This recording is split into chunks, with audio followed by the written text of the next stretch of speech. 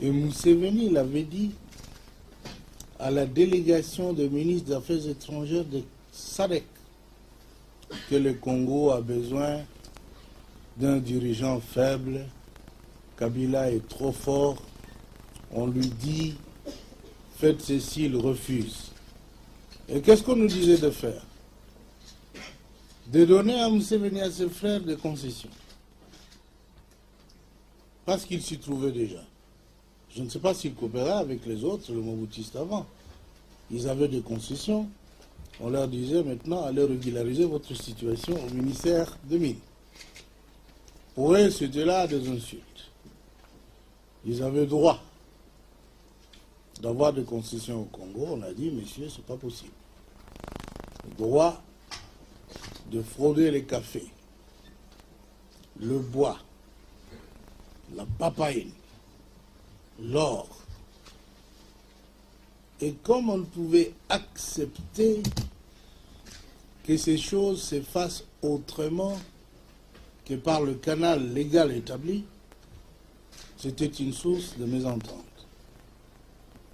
Enfin, l'expansion territoriale est une autre motivation. L'Empire Himatusi a besoin de territoires, de terres congolaises. Et vous savez que nous ne sommes pas d'accord. Je viens d'apprendre ici, que vous n'êtes pas d'accord non plus.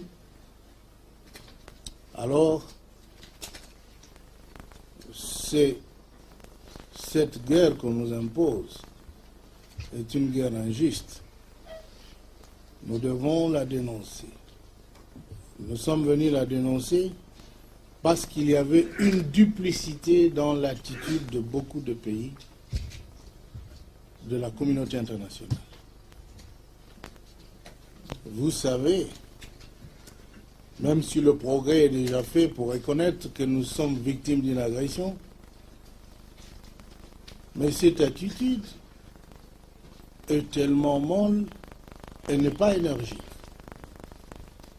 C'est une attitude qui ne va pas jusqu'à l'exigence de...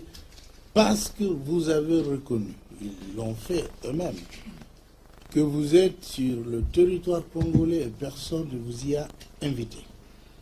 Retirez-vous. Cette exigence est importante dans notre cas. Il faut rappeler que ce sont des pays membres de l'ONU, membres de l'OUA, qui, avec leurs armées, ont envahi la terre congolaise. Dans le cas de Koweït, tout le monde sait, on n'a pas demandé aux Koweïtiens de discuter avec les Irakiens. Nous avons vu, tous, une armada pour aller rétablir l'ordre. Dans notre cas, on vous dit négocier avec l'agresseur.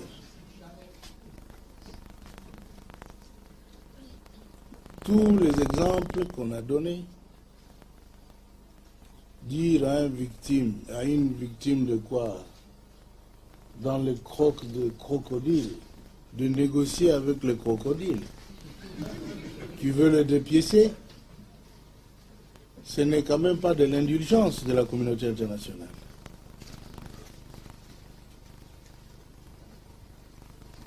Nous en sommes là, et il semble qu'ils bougent.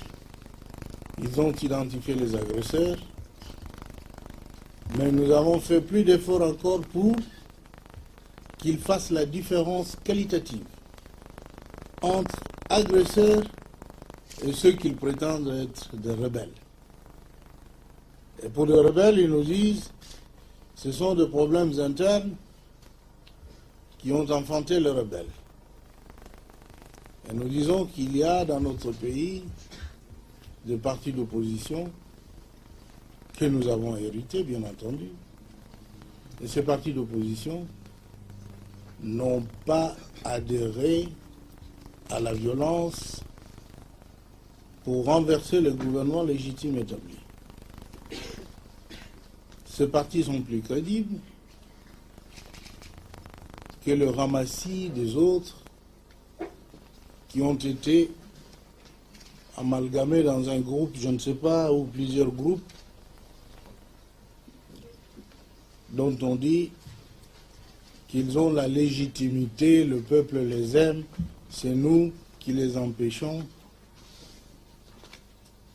d'être des opposants politiques valables. Faux, bien entendu.